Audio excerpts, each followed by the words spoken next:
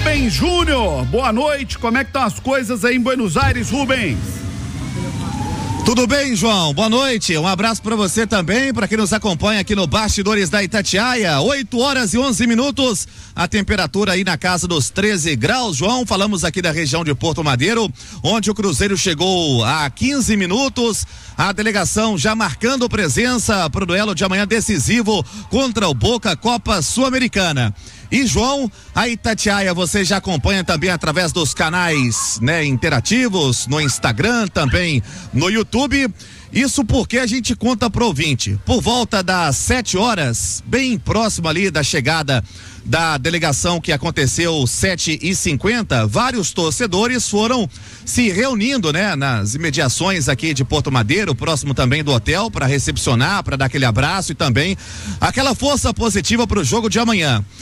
E chega um aparato da polícia aqui da Argentina, de Buenos Aires, afastando todos os torcedores, João, e você acompanha também no canal da Itatiaia do YouTube, você que está no rádio, vem pro YouTube, a polícia afastando cerca aí de 4 quarteirões para sequer ter nenhum contato com os jogadores. A medida é de segurança. O Alexandre Matos logo depois esteve aqui no hall principal conversando com a polícia também, que acabou afirmando essa medida de segurança. Teve uma polêmica também do Boca com o Fluminense, então isso é apenas uma precaução da polícia aqui da Argentina. Mas o Pedro Lourenço, João, está conosco para falar sobre esse assunto. Ficou bem chateado, né? Ele que a cada jogo recentemente está no hotel, recepciona os torcedores, tira foto, recebe os jogadores. Ele comenta sobre o fato e a forma, né, que a polícia acabou chegando para esse jogo decisivo e um sentimento para uma disputa internacional. Você marcando presença, hein, Pedro? É lei aqui, né? Não permite aglomeração de pessoas. É triste, né, pra gente, né, que gosta, a torcida tá aqui, não tá fazendo mal nenhum, mas fazer o quê, né? Infelizmente a gente tá aqui na terra do inimigo aqui, a gente não pode fazer nada, né? Infelizmente. Ô Pedro, como é que você tá encarando esse jogo, né, decisivo, caráter decisivo, é um clássico, né, do futebol sul-americano? Como é que foi a chegada sua aqui em Buenos Aires com o sentimento de, né, agora em um novo momento o Cruzeiro para um jogo tão decisivo? Boa noite. Boa noite. A gente chega com um sentimento bacana, né? Bom, né? De cordialidade, mas você vê que não tem muito isso, né? Você vê que os nossos torcedores não são tratados assim cordialmente como merecem. Então a gente lamenta muito isso, né? E depois, quando a torcida tem alguma atitude, às vezes a pessoa não entende, mas vocês também são maltratados aqui, que não deveria ser maltratado. Se estivesse fazendo coisa errada, sim, né? Mas a gente não pode permitir isso que aconteça, não. Tem que ter respeito com o ser humano, né? Não precisa disso, não precisa disso. O Cruzeiro tentou contornar a situação? O Cruzeiro tentou contornar a situação, conversar com a polícia, algo assim? Não, o Alexandre estava aqui, eu estava aqui em cima, quando disse, mas o cara disse que não tem jeito, tirou, e depois que já fez a confusão, não tem jeito, né? Infelizmente. Obrigado, estão importantes as palavras do Pedro, bem chateado com a situação, desceu, depois foi pro hall, aguardou a chegada dos jogadores, que você vai acompanhar também no YouTube da Itatiaia. E os torcedores também falaram com a maior do Brasil sobre o acontecido, né? E foi de forma muito rápida, acabaram sendo afastados. Seu nome, meu amigo, e a sua opinião? Fala, meu amigo, tudo bem? Expectativa para o jogo? Boa noite, tudo bem? Expectativa muito boa. Vamos sair com resultado positivo, se Deus quiser. A torcida veio em peso aqui para representar, para apoiar o time. A gente queria estar recebendo os jogadores lá de pertinho, mas a recepção da polícia aqui muito hostil aqui, infelizmente. Não deixou a gente receber bem os jogadores lá. Mas vamos estar lá apoiando os 90 minutos, se Deus quiser, e sair com resultado positivo e decidir lá na nossa casa, se Deus quiser. Tá aí torcedor aqui na porta também. O policial não deixou a torcida ficar próxima. Mas seu nome? É Dário de Conselheiro Lafayette. Eles estão certos, né? Fazer a segurança, mas deixou a gente ficar aqui um pouquinho mais longe. E vamos lá, a torcida tá aí para apoiar o time amanhã e sair com a vitória, se Deus quiser. Tá aí, portanto, mais um torcedor falando sobre a situação. A gente que esteve, João e Alê, pela manhã fazendo Rádio Esportes no La Bombonera e ouvindo também alguns relatos, o torcedor que esgotou 2.000 ingressos, né, em menos de 1 hora pro compromisso. Então, uma invasão azul para esse duelo amanhã aqui em Buenos Aires. é triste a situação para o torcedor que saiu de muito longe, queria esse contato, né, com o atleta antes de um jogo tão importante, que acabou não acontecendo, viu, João? É uma pena, né? Mas eu não tenho a menor condição daqui de avaliar se a polícia da Argentina tá fazendo o mais correto. Eu não sei a realidade de segurança pública na Argentina, eu não sei por que eles fizeram isso. Talvez fizeram até para uma maneira de proteger a própria torcida do Cruzeiro. Eu não sei como está a criminalidade no país, se poderia acontecer alguma coisa com esses próprios torcedores do Cruzeiro lá. Mas de toda forma, Ale, eu acho que tem muita coisa a ser celebrada. A primeira delas é a volta do Cruzeiro para um jogo à altura do Cruzeiro. É verdade. Cruzeiro e Boca é jogo do tamanho do Cruzeiro, da história do Cruzeiro, das tradições do Cruzeiro. Quantas e quantas vezes eu vi grandes jogos do Cruzeiro contra Boca, contra River, contra Vélez Sarsfield, contra Independente, contra São Lourenço, contra Colo-Colo do Chile, contra Nacional do Uruguai, contra essas grandes camisas do futebol sul-americano, contra os Estudiantes, né? Apesar da derrota na final da Libertadores, chegar a uma final da Libertadores já é uma demonstração de força, de camisa, de peso, de tradição. E o Cruzeiro é um time de muita tradição no futebol sul-americano. Então, em primeiro lugar, é muito bom ver o Cruzeiro voltar para esse lugar que é o seu lugar. Segundo ponto, é muito bom ver o Cruzeiro sendo dirigido por um presidente que está ali, que apesar do que aconteceu com o torcedor, está ali vendo, sabe o que está acontecendo, está do lado do clube, está do lado do torcedor, está do lado do elenco, está vivendo o Cruzeiro e vivendo feliz, né? Porque o Pedro Lourenço me parece muito feliz. Eu nunca vi o Pedro reclamando até hoje nada. Turma que estava aqui até outro dia, todo dia assim, me jogaram aqui um problema, eu estou resolvendo problema, ninguém aceitaria o Cruzeiro, se não fosse nós o Cruzeiro tinha acabado. Como se fosse um fardo o Cruzeiro na vida deles. O Pedro não trata o Cruzeiro assim. Pedro trata o Cruzeiro com o carinho que o Cruzeiro merece, com o carinho que o clube merece. Então é muito bom ver essa virada de página, né? E que ela tem um reflexo bacana dentro do campo ali, pro time do Cruzeiro no resultado contra o Boca, que é o que mais interessa. Você não tem a dúvida, até porque esse time do Cruzeiro, que faz um campeonato brasileiro maravilhoso e também uma sul-americana, porque se classificou em primeiro e aí vai direto para as oitavas de final, nas duas últimas partidas ficou devendo, né? Contra o Fortaleza, que é um ótimo time, tá jogando inclusive contra o Rosário Central lá na Argentina, tá empatando, né? Por 1-1 também pela Sul-Americana. E contra o Atlético, o Cruzeiro não fez um bom jogo também. Então, esse é o momento de crescer e é um jogo de Sul-Americana, mas com toda a cara de Libertadores, né? 8 títulos de Libertadores em jogo, já fizeram final. O Boca estava na final na última edição, contra o Fluminense. Exatamente, eliminou o Palmeiras, que era favorito, inclusive. Eu, inclusive, fui nesse jogo lá no Allianz. Gostou? Gostei, foi um baita jogo. E gostei também porque eu conheci o Allianz aquele dia, né? É bonito, né? Bonito. Ali que o Abel entendeu no segundo tempo daquele jogo que o Endrick estava pronto. Ele demorou um pouquinho, né, para perceber que o Endrick estava pronto. Mas enfim, é um jogaço. Eu acho que o destino quis que fosse esse jogo de oitavas de final, um jogo gigante. E tô muito confiante no time do Cruzeiro. Eu acho que potencialmente tem toda a condição de passar, embora, evidentemente, a gente tem que respeitar toda a tradição e história do Boca Juniors, né? Ô Rubinho, você que tá aí de perto, você que tá vivendo o Cruzeiro, vendo de perto, acompanhando de perto, tá confiante nesse Cruzeiro pro jogo contra o Boca? Tá sentindo aquele astral positivo aí de perto? Olha só, João, o Cruzeiro, antes da partida contra o Fortaleza, que infelizmente, né, teve o mando negociado para Cariacica e acabou acontecendo a derrota, tinha apenas uma derrota em 6 jogos. E esse resultado negativo foi justamente pro Palmeiras, né, na ponta aí do campeonato. Depois tem o clássico, que é um jogo sempre de igual para igual. O astral, João, e essa proximidade, né, da diretoria com a imprensa, com o torcedor, abrindo as portas da Toca da Raposa, né, pro torcedor do Cruzeiro, isso deixa um astral elevado e é assim que chega o Cruzeiro bem tranquilo. Aqui em Buenos Aires, a gente até pegou um fato interessante, porque tem uma dúvida no ataque, João, se vai com o Caio Jorge ou até mesmo o Arthur Gomes. Foi uma informação que a gente trouxe na Itatiaia como possibilidade, e na chegada o Alexandre Matos brincou com o Arthur Gomes. Cabeça boa amanhã, hein? Então, quem sabe o Arthur entrando em campo, vamos aguardar o Cruzeiro que tem o retorno aí do João Marcelo, né? Cumpriu suspensão no Clássico, agora é outra competição. Cruzeiro que no Clássico teve muitas mudanças, teve Kaique na esquerda na vaga do Marlon, que volta amanhã contra o Boca, teve o Wallace na vaga do Lucas Romero, também outra dúvida do técnico Fernando Seabra. É uma competição que o Cruzeiro acabou avançando na liderança do seu grupo, acabou passando sobre a Universidade de Quito, Aliança da Colômbia e também União La Calera do Chile para avançar.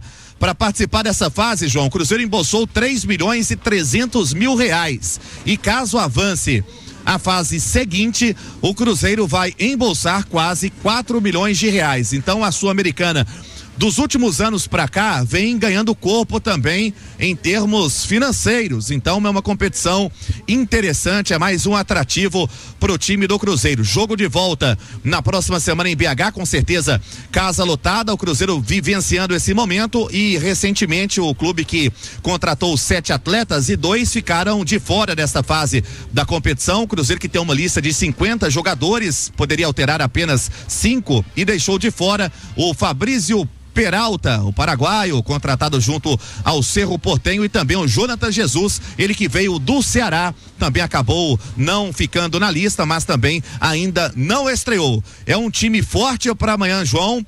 A cada dia o técnico Fernando Seabra vem colocando, né, os recém-contratados para atuar numa minutagem um pouco maior e vai ganhando corpo para esse jogo decisivo, hein? A Itatiaia já vivenciando o clima na Argentina e também toda a invasão azul, viu, João? Ô Ale, como é que esse Cruzeiro tem que jogar para conseguir um resultado positivo contra o Boca? Eu acho que voltar a jogar o que a gente viu o Cruzeiro jogar. Eu vi muita gente reclamando do esquema, né? Porque realmente houve uma mudança com a chegada dos reforços, né? Até de característica, mas uma posição principalmente do Matheus Pereira, que fica um pouquinho diferente, porque o Caio Jorge, ele fica um pouco mais centralizado, trabalha como centroavante, e o Cruzeiro não estava acostumado a jogar assim. Mas aí eu vou apelar, João, o melhor jogo do campeonato que fez o Cruzeiro até agora, que foi aquele 3-0 contra o Botafogo. E foi essa formação, com o Caio Jorge, com o Lautaro, com o Matheus. Então, se no melhor jogo do time no ano, que foi pegar o líder na casa dele, com a torcida dele, e meter 3-0, foi com esse desenho, eu quero acreditar que esse desenho ele pode prevalecer, sim. Claro que depende das atuações individuais, né? E o Caio Jorge não vem jogando bem, para mim iria pra casinha nesse jogo, que eu já vou te responder. E o Matheus Pereira tem 2 jogos que joga aquém do que a gente está acostumado. Mas aí posso fazer um contraponto aqui? Claro. Matheus Pereira, concordo com você, ele não jogou bem nos 2 últimos jogos, inclusive no Clássico talvez tenha sido a atuação mais apagada dele no Cruzeiro, né? Agora o Caio Jorge não tem aquele outro lado que, se o cara não jogar, ele não vai conseguir entrar no ritmo? Concordo. Sabe, porque quando você fala o seguinte, eu colocaria o Caio Jorge na casinha, mas como é que você bota na casinha o cara que é um dos maiores investimentos, uma das maiores contratações? Se você não der chance para esse cara, ele não vai entrar no ritmo dele. Não, isso aí você tá coberto de razão. E eu acho que, inclusive, que você sabe que na torcida do Cruzeiro tem ouvido muito torcedor que não tá acreditando tanto assim em alguns reforços, né? E aí a gente fala uma realidade aqui e o pessoal às vezes não quer acreditar. Por exemplo, o Wallace é um tanto mais jogador do que o Lucas Romero, que vem jogando muito. E a torcida tem um carinho enorme por ele e é natural, compreensível que tenha, mas o Wallace é mais jogador. O Caio Jorge, ele é muito mais jogador do que o Dineno e mais jogador do que o Arthur Gomes. Evidentemente esses caras vão render mais, isso aí você não tem a dúvida. Agora, por um jogo de mata-mata, um jogo decisivo, um jogo em que o time vai precisar marcar muito, né? Vai precisar ser muito aguerrido, eu dou uma segurada nele. Ele vem numa boa sequência desde o jogo contra o Botafogo, em que ele foi titular. Ele já vem ganhando minutagem, ritmo e tal. E no jogo do fim de semana do Campeonato Brasileiro, eu volto com o Caio Jorge. Agora, para jogar fora de casa contra o Boca Juniors, inclusive eu nem colocaria o meu time ideal, nem tem o Arthur Gomes. No meu time ideal tem mais um jogador de meio campo. Então, se ele sai jogando com o Wallace, como fez no Clássico, eu colocaria o Lucas Romero e colocaria o Mateuzinho. E aí você dá um pouco mais de liberdade, por exemplo, pro Matheus Pereira, pro Barreal. O cara que pode desequilibrar é o Matheus Pereira, Sem né? dúvida. Quando você pensa um Cruzeiro e Boca, lá, Bomboneira, você para pra pensar, eu pelo menos paro pra pensar o seguinte: quem é o cara que num jogo desse pode fazer a diferença? Na minha cabeça, o cara que pode desequilibrar, que esse tipo de cara gosta desse tipo de jogo, é verdade, é o Matheus Pereira. Sem dúvida. Então a primeira coisa é pensar o que eu posso fazer para que o Matheus Pereira jogue o melhor dele. Até para provar isso que você está falando, nos 2 últimos jogos contra Fortaleza e Atlético, que o Cruzeiro jogou menos do que normalmente joga, não é por coincidência que o Matheus não jogou bem. É o Rábio Cachorro, né? É. Um correndo atrás do outro. E ainda tem... O ovo e a galinha, o que veio primeiro? Exatamente. O Cruzeiro jogou mal porque o Matheus Pereira não jogou bem, ou o Matheus Pereira não jogou bem porque o Cruzeiro jogou mal? E teve um agravante nesses 2 jogos aí, né, o João? Porque a válvula de escape, o segundo jogador mais, talvez o jogador mais regular, não é o mais brilhante, é o Matheus Pereira, é o William. O William saiu no intervalo do jogo contra o Fortaleza, que sentiu, e nesse jogo também não conseguiu jogar, até estava se sentindo desconfortável e não estava 100% e tal. Então, sem o Matheus Pereira jogar bem e com o William, que não estava na sua condição ideal, aí fica muito difícil. Mas eu reforçaria o meio-campo, tiraria o Caio Jorge, mas reforçaria o meio-campo, colocaria, por exemplo, o Lucas Romero do lado do Wallace, além do Mateuzinho, além do Matheus Pereira, além do Lautaro, para você ter essa meiuca mais povoada, para dar uma segurada, principalmente no primeiro tempo, nesse ímpeto do Boca Júnior. Nós já ouvimos, Rubem Júnior, as expectativas do Alê. Qual é a sua expectativa? Como você acredita que o Cruzeiro será montado para o jogo de amanhã? Vamos lá, João, principalmente sobre o comentário do Alê, hein? O Wallace trabalhou sim com o Romero, é uma possibilidade para amanhã. Vamos a um provável time que pode ter Cássio, o William, João Marcelo tá de volta, Zé Ivaldo e Marlon, que retorna na vaga do Kaique.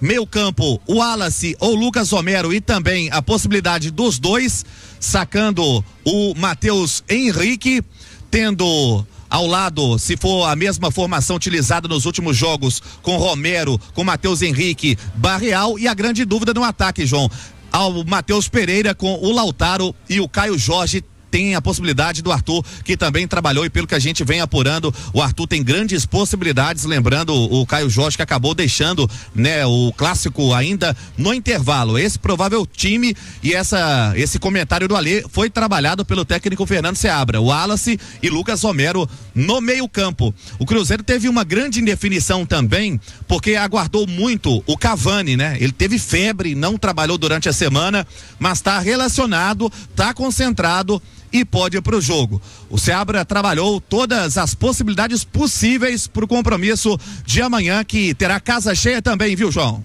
Maravilha. Jogo bom, né, Ali? Esse é o tipo, como é que você fala?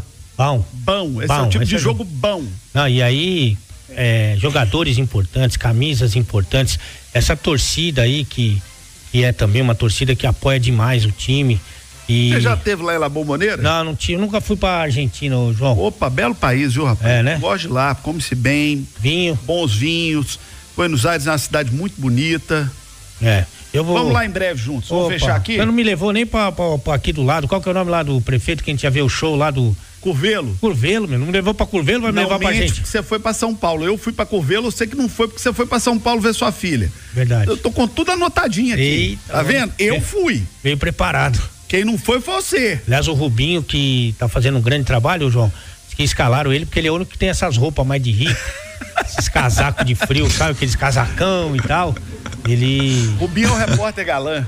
Esse aí eu vou te falar, esse dá trabalho, viu? E daqui a pouco eu vou contar quem foram os 3 que pegaram lá na Olimpíada. Aí, Rubinho, fica na audiência. 3 da equipe da Itatiaia, Rubinho. Isso. Ô, João, fico no aguardo, tá? Fico no aguardo, até porque eu tenho que ter uma carta na manga. Vou contar. Isso é coisa boa. Vamos ver. Na volta do intervalo. Não, vou contar já no intervalo agora, no intervalo interativo. Quem quiser saber os 3 da Itatiaia que pegaram, que não perdoaram lá na Olimpíada. Matador. Vou contar agora, no intervalo interativo. 8h30, mais alguma pra completar daí, Rubinho?